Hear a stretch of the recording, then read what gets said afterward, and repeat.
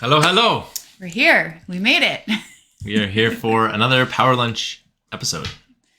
Yeah, it's kind of based off the last one we did, actually, the theme of this one. Yeah, we got a lot of feedback and thought it would be a good idea to talk a little bit more about due diligence since last week. That was last week, right? Yeah, it was last week. Yeah, last week. We touched on due diligence, but we could have gone down a whole rabbit hole and we decided not to, so we stopped. We would have been there for a full hour, I think.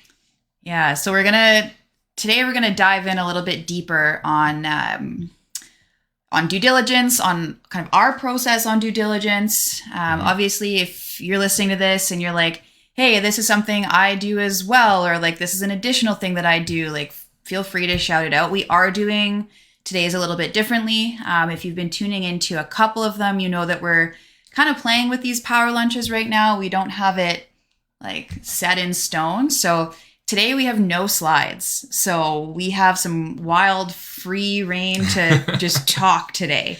We wanted to try this out because the hope that we had was there would be some more time for like interaction. You don't feel like you have to like interrupt a slide or something like that to like say something. So yeah, I think just some banter, a little bit of back and forth between us, just some discussion points. And then obviously if you guys want to partake in the chat, then we'll be reading the chat throughout this. So please like comment, say hi when you're coming in. Let us know you're here. If you have any questions, any comments, anything you want to add to the discussion, please do so. Don't forget to drop the thumbs up, the likes, the reactions on the video. I think that really helps show the video to other people as well. And it helps us know that you like what you see. And that you're here. Yeah. I see Fritzy's already jumped on that. Hello. Hey, it's good to see you here. So before we get really deep, I guess, into the whole due diligence thing, just a couple of updates on what we have going on. So we have a couple different projects happening. We actually just did our final walkthrough with our contractor on one of our 2 SDUs that we have going on. This was the quicker of the 2, of course. That's why it was done so fast. And we actually just confirmed a tenant for the basement unit. Yes. So things are moving along. Things are looking good there.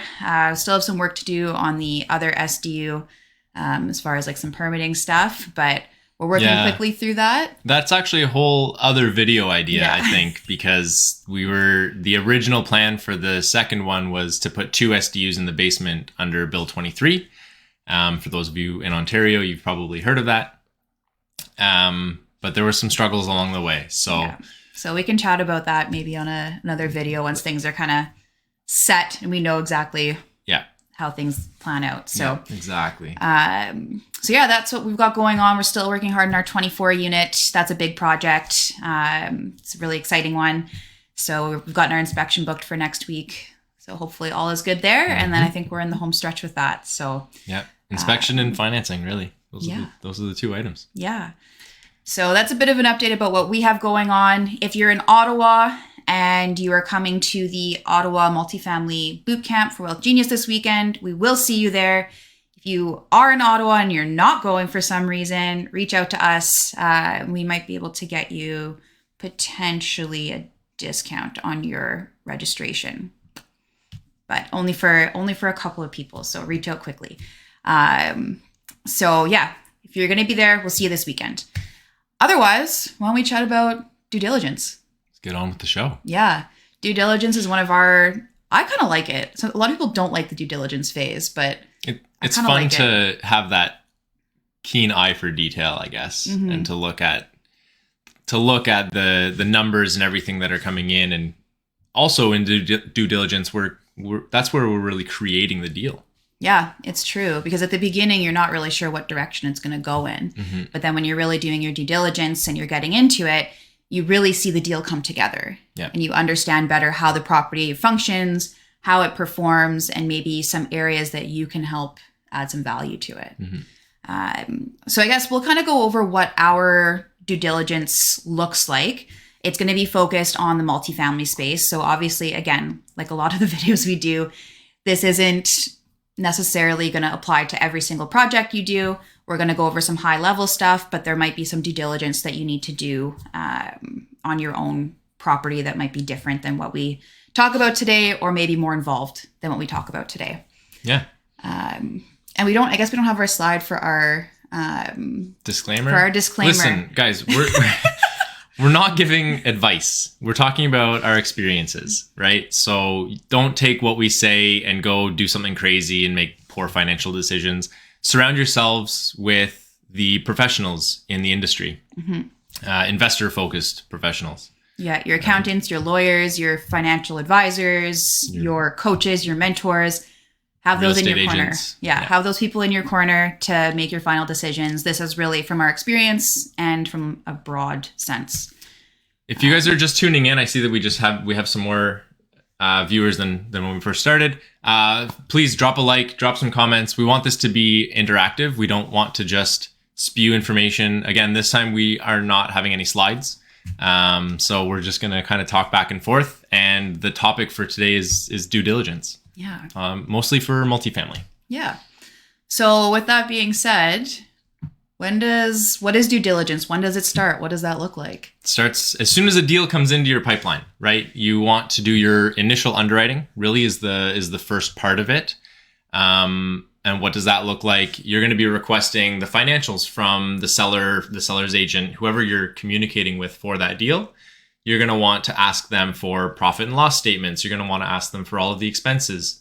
Get those numbers and then just start your initial underwriting with those. And normally off the bat, they're not going to give you everything because you don't have that property under contract yet. So they're going to give you, like, I'm sure if you've gotten a property under contract, you've seen it before. It's like a sheet that has a very kind of high level demonstration of what the expenses are and what the income is for the property. We often find that a lot of stuff is missing from those. At the end of the day, they're trying to sell the property, right? So they're going to leave out some stuff. Property management is a popular one for them to leave out.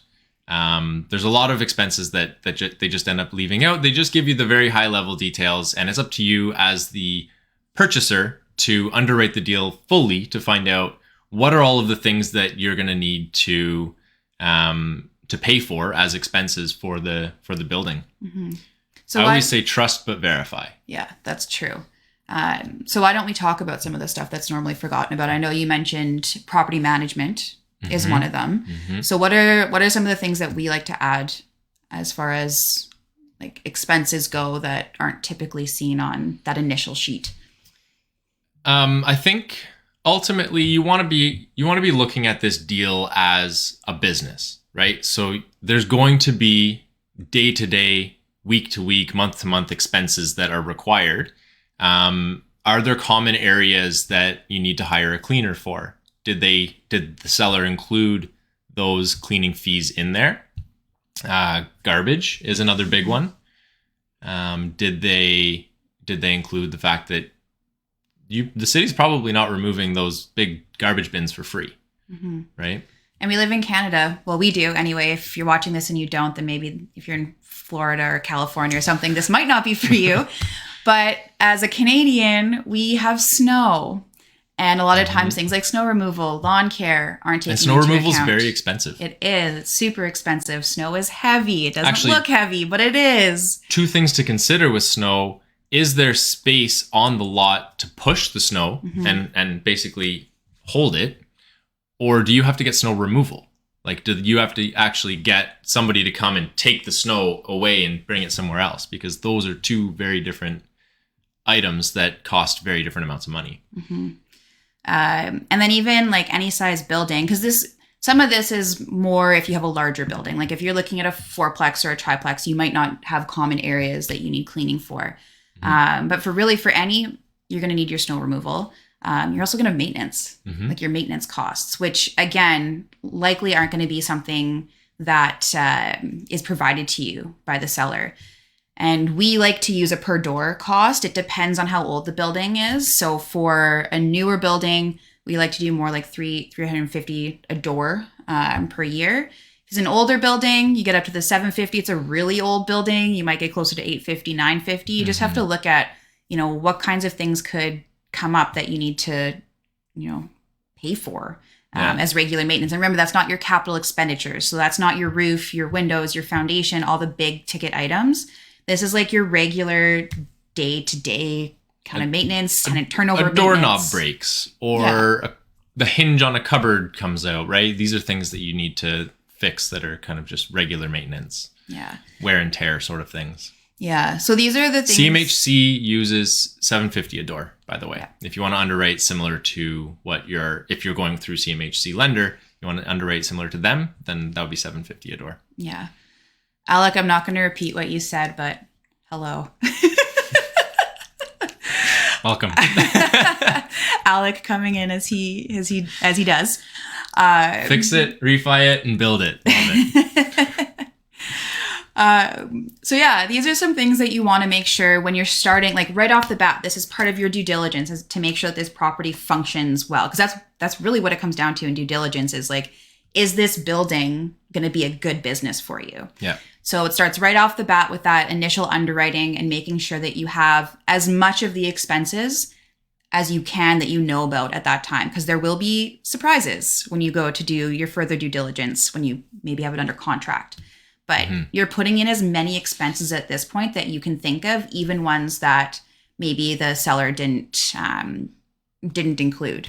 Like I even likely didn't include. Because I'm even thinking, like, if you have an elevator, like elevator maintenance, that kind of stuff, fire, like you have your fire alarm maintenance, all these things. Even fire alarm testing, right? That's a common one that's not in there, but there's an annual fee for having the fire alarms tested. Yeah, so that's really where your due diligence starts, is right off the bat when you're underwriting the property. You're interested in it, you think it might be a good investment, you get those financials, right away starts your due diligence. And then, maybe you things look good and you put an offer in on it. Mm-hmm. So then what does it look like from there? So you're putting in your offer. What kinds of things are you putting in that offer? Well, you want to make sure that usually anyways, you want to put conditions on your offer. You want to have it conditional on inspection, maybe a walkthrough. If you haven't seen the property at this point, there's no harm in putting an offer in on a building that you haven't seen, right? We've done it plenty of times. You don't have to necessarily walk through every single property that you're thinking of putting an offer in. If the seller and you are kind of not really on the same page with the price of it, you don't necessarily need to go and see the building until you can get on the same page and have at least an offer that's accepted. Mm-hmm. And if you're just doing it for practice, obviously do your walkthroughs. Yes, definitely. If you're just starting out and you haven't done a ton of walkthroughs, just walk through what you can. Mm-hmm. But once you have some experience, putting in your offer conditional on walkthrough can actually help you save time. Because if, like Jeff said, if you can't come to terms and you've never seen that property, and that's okay. But if you're investing, you haven't wasted any time. Yeah, like we invest in areas that are like an hour, 2 hours away from our house. So if we're going and doing a bunch of these walkthroughs that aren't going to work out anyway, then you might as well put it in as a condition. Yeah, one walkthrough could eat out like 3-4 hours of your day. Yeah, but when you are on a walkthrough, what kinds of things are you looking at? Big ticket items. You want to look at the roof. What's the quality look like? You want to see what is the tenant profile in the building. Mm-hmm. Foundation, windows. Bring a pen and just start like poking at soft spots. Start poking things. Yeah, really the high ticket items and the overall quality of the product you're looking to purchase. Yeah, and this is part of your due diligence. If you notice that the roof is on its last legs, or the windows are old and there's a bunch of condensation on them, you start to make note of these, and this becomes a part of your initial underwriting, which in the end is a part of your due diligence. Yeah, are there big cracks in the foundation? What does the parking lot look like, if there's a parking lot, right? Is it in need of repair? Yeah.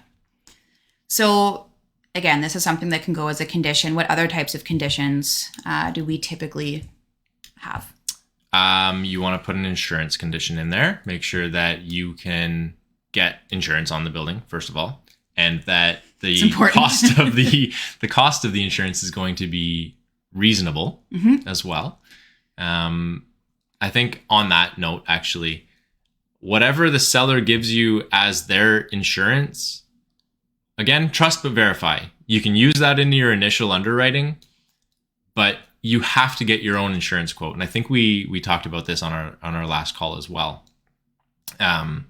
Your insurance quote is going to be likely different than what the seller is currently paying. You don't know what their situation is. They could be underinsured. They might not have the right amount of insurance on that property. Or they could have a blanket across multiple properties where they're getting a discount on their premium that you probably won't be getting because you may not have that type of a portfolio that you can blanket across. Or simply like they do have their regular insurance. It's good for the property, but insurance has gone up significantly. Over COVID, we saw insurance rates skyrocket. And insurance that people were getting in 2019 is different than what people are getting in 2023. So they might have great insurance, but you still might not be able to get the price that they have. So that's another good point of due diligence is make sure you get your quote. And I think that goes with almost anything if you're going through due diligence. So because part of what you're going to receive is once you have it under contract, you're going to receive like your profit and loss statements. You're going to receive a bunch of bills. You're going to receive a bunch of contracts. But what we do is we still get quotes for different things. So for something like snow removal, we want to make sure that what we can get is the same as what they have, because maybe, again, like Jeff said, maybe they have a blanket contract. They have a bunch of buildings in the same area and they've got this great discount on snow removal, and that person isn't going to give you the same great discount. Yeah. So part of your due diligence is now making sure you get a bunch of quotes. Yeah, you don't want to have an unexpected higher bill because you just didn't verify what you're like, get your quotes for the trades or whatever it is that you need to get done. Yeah, so anything that you can think of that you can get a quote on, I would say be safe and get a quote on it. Even if they send you the contract, everything looks good, call those people and say, hey, like, this is the contract you have right now. Am I eligible to get the same one? So verify those contracts, make those calls, get those quotes. That's going to be a big part of your due diligence to make sure that the building, when you actually own it, is going to function the way that you want it to. That's the key. That's the key. Yeah. So I guess going back to putting in your offer. So we've talked about a couple of things. What else do you want to have in your offer? Did I mention inspection? We want inspection. If this is commercial residential, you'll want to get an environmental as well. So conditional on environmental and probably appraisal as well. Yeah. So we're going to be throwing in several conditions on this. So what have we talked about? Walkthrough, environmental, inspection, insurance, financing, right? Yep. Unless you plan to buy it cash, you want to have inspection or conditional on financing, appraisal, and then obviously all their documents. Oh yeah, so we put a condition in that says the sellers must provide. Basically, we call it seller's deliverables, which are all of the bills, like 12 or 24 months of bills, profit and loss statements, as much information as you can get from them that they have to send you. And we always put like 5-day deadline on that. Yeah. So they have 5 days to send it to you, and then you can go through, once you receive everything, the clock starts and you can do your due diligence from there and verify that all of the numbers in all of these bills and profit and loss statements actually match up with your initial underwriting. And this was a big deal for us going from the single family home space. Like we were flipping in the single family home space during COVID. Yeah. So we were used to these like clean offers, maybe no one condition here and there. And then moving into the 6+ like commercial residential space, we were shocked by the number of conditions that we were putting on offers. And also a big one is the length of time that you have to do your due diligence. Because if you're in the single family home space, you're doing like a week, 2 weeks to get everything together and to go firm. With these larger multifamilies, so like for example, the 24 unit we're working on right now, we've been in the conditional period since January. Now, I'm not saying all of them are this long. Some are longer, some are shorter. But it really comes down to what time you need to go through all of the documents, go through all of your due diligence. And clear all of your conditions. Right? Yeah. It takes time to get the inspector out there, to get the appraisal out there, to get the environmental out there. And sometimes it simply takes longer to get all the deliverables from the seller. And that's something that we've run into. Sometimes it takes them longer to get all their stuff together. Maybe it's an older building and they haven't, their bookkeeping wasn't, quite as efficient as they would have hoped.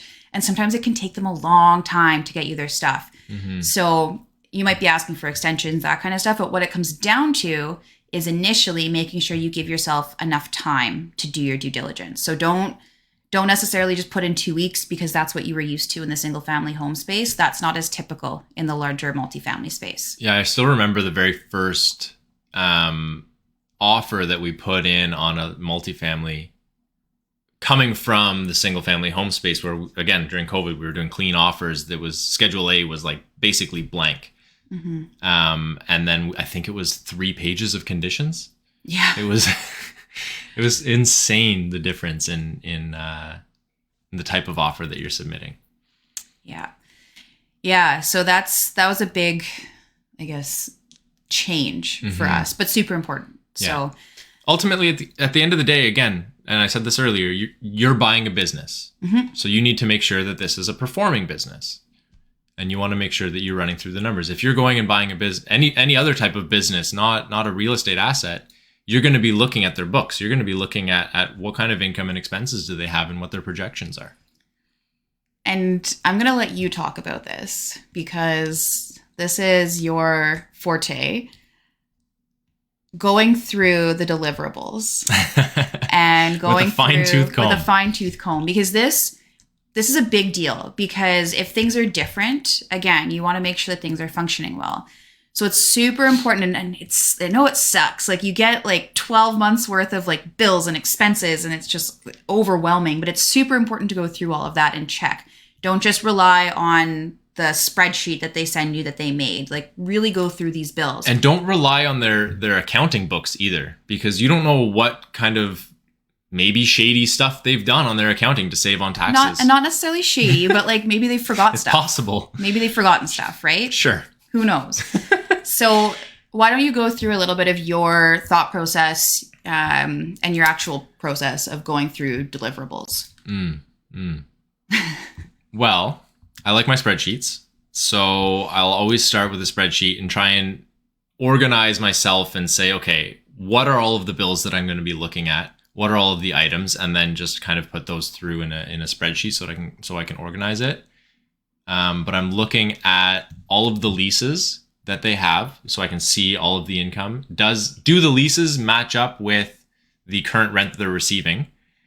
If not, what's missing? Is there maybe rent increases that had happened, or is somebody just not paying their rent, right? So depending on where the gap is, you want to try and be able to fill that gap. So maybe you have to go back to the seller and say, hey, can you send me the N4s and N1s if you're in Ontario, if you're elsewhere, whatever the forms are for late payments of rent, missing payments of rent, or... That's a really good point, actually, that you made, is don't be afraid to ask questions. If something doesn't make sense to you when you're doing your due diligence, especially in their financials, ask about it. Say, like, hey, there's this discrepancy, and maybe it's something they forgot to send you, and then problem solved. Or maybe there is an explanation, but you have to change something in your underwriting. So don't be afraid to ask questions. Try not to email them every day with a new question. Try to summarize. Yeah, summarize all your questions into one if you can. Yeah, send a nice package of questions to them. But don't be afraid to ask questions. If something doesn't make sense, don't just say, oh, I must just not get it. Like it must be fine. Don't do that. Don't be worried about asking a dumb question or whatever. If you need clarification on something, then you need clarification, right? Yeah. And you should get that. Again, you're buying a business. This is professional. This needs to be done properly. Yeah. Shout out to Paul. Welcome. You said 5-day due diligence, I think. If you can elaborate on what you're saying. I don't know if that's single family home space or if you're buying multis with 5-day due diligence. I'd love to hear more about it. Yeah. Ours is definitely not 5 days. So yeah, keep going. Talk more about your spreadsheet. So you kind of go over what the leases, like going over the leases looks like. Leases and then expenses, right? So we want to see what bills we have, hydro bills, gas bills, water bills, what their property taxes look like. Also keep in mind, actually, a note on property taxes is if they're giving you last year's property taxes, you want to find out what this year's are going to be or add to it because taxes are going down or up. Normally up. Want more taxes. We don't want more taxes. Someone does. JT. Yeah, so I'm really just going through each and every single bill, and I want to make sure that it adds up, right? Mm-hmm. So I'll put that into like a table format on a spreadsheet. There's no messing around when it comes to verifying how the business is actually performing. Mm-hmm. And this has actually gotten us price reductions.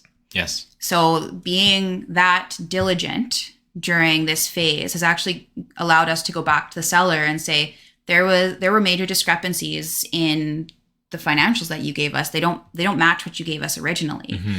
And it comes down to presenting the logic and reason to them, showing where those discrepancies were. How does that affect the NOI? Yep. And based on the NOI, what's the new value of the building, or what's the value discrepancy based on what your initial offer was based on? And then the negotiation starts. So that's a big part of this due diligence phase, is not only are you making sure that the building itself makes sense. If it doesn't make sense, you might be going back and based on this new evidence, this logic and reason, you're going back and actually renegotiating what that deal looks like. And that's why you have a condition on due diligence, right? You want to verify the documents and everything that they've sent you. And if something doesn't line up, then you go back under that condition and you say, hey, I'm not able to waive this condition because this deal looks different now than it did when I first underwrote it because of these reasons, and laying all of that out. So we've gotten significant discounts on properties because of being that diligent. Mm-hmm. And Paul says that was the last due diligence period. Good for you. Was that multi? I'm curious. Yeah.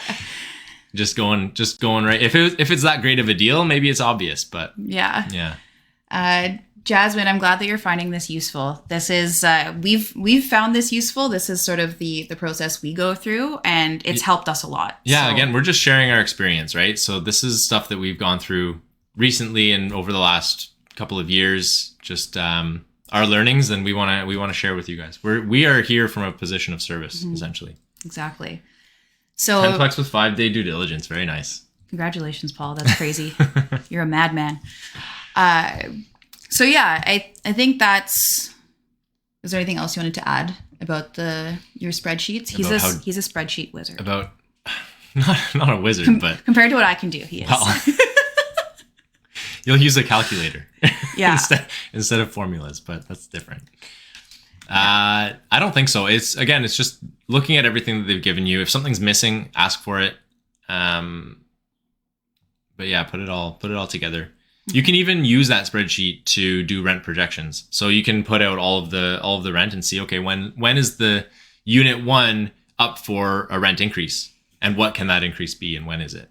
Mm-hmm. So you can look through and see what your first year is going to look like after ownership with this building after rent increases, or if you're doing any cash for keys or anything like that to turn units over and increase the rent.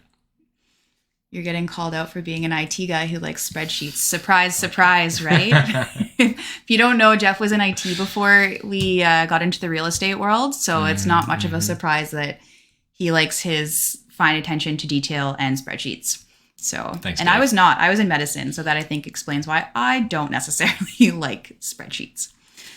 Okay, so we've done our initial underwriting. We've re-underwrote the deal based on whatever the financials were. And maybe we've gone back now for a price reduction based off the new underwriting. Hey, all of these expenses were missing. They were wrong. This is what we found. Mm-hmm. Yeah. We've done our walkthrough. We've got an idea of what the capital expenditures are that we might need to tackle. So now it's kind of like it's up to other professionals now at this point. Yeah, I mean, if you're conditional on your walkthrough at this point, you should be doing that, right? You want to get that in there, and again, see the quality of the asset that you're looking at. And now, really, it comes down to what does your environmental say? That's going to be really important for your financing as well. Financing is going to want to see an environmental. This one's they can be a bit costly, especially if you do your environmental and they have to go to a phase 2. which means they've found some sort of contaminant basically, and they need to go in and investigate that further. We haven't had to do a phase 2 yet. We haven't yet, but from I what think I hear, they're to the tune of like 20 grand. Yeah, like starting point. Yeah, I wouldn't even be able to throw a number out there, but I know that they can be expensive. But super important, because if you don't do an environmental, if for some reason, if you're buying it cash, you're buying it maybe with like a registered fund mortgage or something like that, and you don't require an environmental, that can be detrimental if you go to try to sell it later, or if you go to try to get like traditional financing on it, because they're going to want an environmental. And if you purchase this property and there is an environmental concern, it's going to be very hard to either sell it or to get different financing. You basically purchased somebody else's problem at this point. Yeah. So environmentals are costly, but very important. And even if you're not necessarily jumping right into a type of financing that needs it, because yes. If the seller has done an environmental recently, you can piggyback off that, go to the same company that did it, and you should be able to get an updated environmental. Yeah. They'll need to confirm with the seller that they'll allow it, because it's their report that they paid for, but you can get an updated version of that. Yeah. And that can be a lot less. Now we're talking like 3 grand. Yeah. So environmentals are important. And then obviously your inspection. I think inspections are important in any type of building that you're buying. And the inspection is also a potential place where you might have to go back to the seller and renegotiate. Because if some issues are found on inspection, you might end up getting a quote for whatever that issue is to fix that issue. Mm-hmm. And then you might have to go back to the seller and say, hey, these are the issues that we found. This is how much it's going to cost. So either you fix it, or we want a price reduction on how much it's going to cost to fix it. Yeah. So inspections are really important. Or cashback. Some people use cashback, but it's a different animal. Yeah. It's a different discussion for a different day.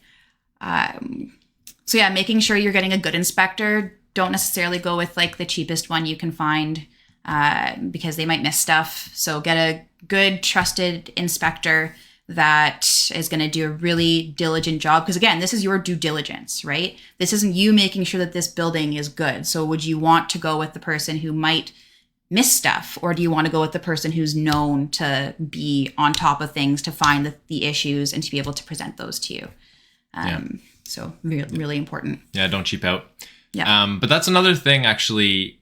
All of these items cost money. So in your underwriting process, you want to ensure that you have basically under your purchase costs, when you're doing your underwriting, that you have all of these items kind of accounted for. How much is it going to cost to do your environmental? Do you have it in the budget in your underwriting to even pay for these items to be able to close on these? Because it's essentially, we put it under purchase costs, under kind of like closing costs, but they are costs that happen before you even close, because you need to pay your inspector, your appraiser, your environmental company. Mm-hmm. Yeah. And I think there was a question. Hold on. Jasmine asks, do you ask for loss run details, claims, etc.? I don't know if I fully understand the question. Are you referring to like legal stuff? We'll see. I'm curious. We'll see. Yeah, like maybe insurance claims? Yeah, what, like claims or profit loss? I'm not sure what. If it's rent, then yes, because we'll see in their accounting if that's missing. Mm-hmm. And we'll also just flat out ask them, are there any tenants that are late on rent, or like not paying, like non-paying tenants, and get confirmation that the proper forms have been submitted to like LTV and that kind of thing. Yeah.